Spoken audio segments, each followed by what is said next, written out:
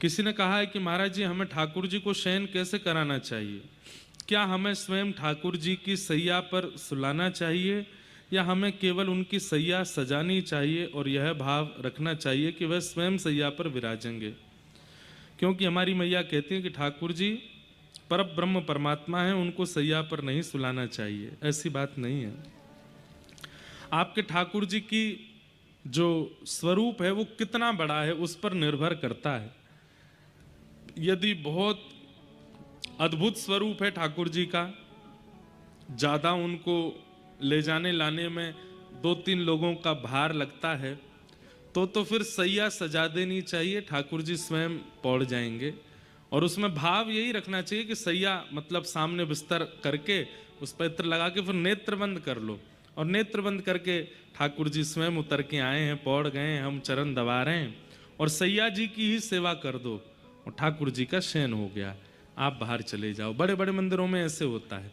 पर अगर आपके ठाकुर जी स्वरूप छोटा ही है, ज़्यादा बड़े स्वरूप में नहीं विराज रहे, आप सहज ही उनको अपने स्थान से उठा लेते हैं, तो आपको सैया पर स्वयं सुलाने चाहिए, स्वयं उनको पधराना चाहिए, उनके वस्त्र हल्के करने चाहिए, अपने हाथ से उनको। सीधी बात है, छोटा बालक होता है तो माँ अपने आप सुलाती है, जैसे बड़ा हो जाता है, योग्य हो जाता है, तो मैया बस बिस्तर तैयार करती और अपने आप सो जाते हैं जाके। ठीक वैसे ही, और ये बात जो माता जी आपकी कह रही है, जिनका प्रश्न है कि माँ कहती हैं कि वो परम ब्रह्म है, तो फिर परम ब्रह्म घर में क्यों बैठे हैं आपके?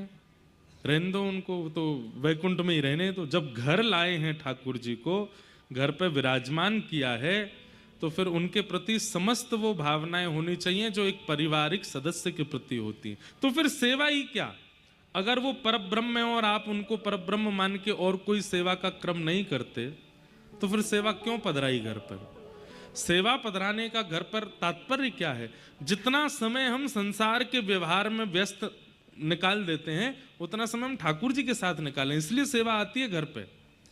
ठाकुर जी को घर पर इसलिए नहीं विराजमान किया कि निर्विघ्नता से हमारा घर चलता रहे, परिवार चलता रहे, नहीं, ताकि हम व्यस्त रहें उनकी सेवा में, उनको सुलावें, उनको जगावें, तैयार करें, श्रृंगार करें, पाठ सुनावें, अनुष्ठान करें, अर्चन करें, वंदन करें, माला पहनावें, इत्र लगावें, पूरी ठाकुर जी की अष्टयाम सेवा करें। इसलिए तो ठाकुर जी पधराए घर पर, इसी भाव से ठाकुर जी की सेवा घर में पधराई है। तो फिर परब्रह्म वाली बात ये ठीक नहीं है, आपको ठाकुर जी की सेवा का विस्तार करना चाहिए।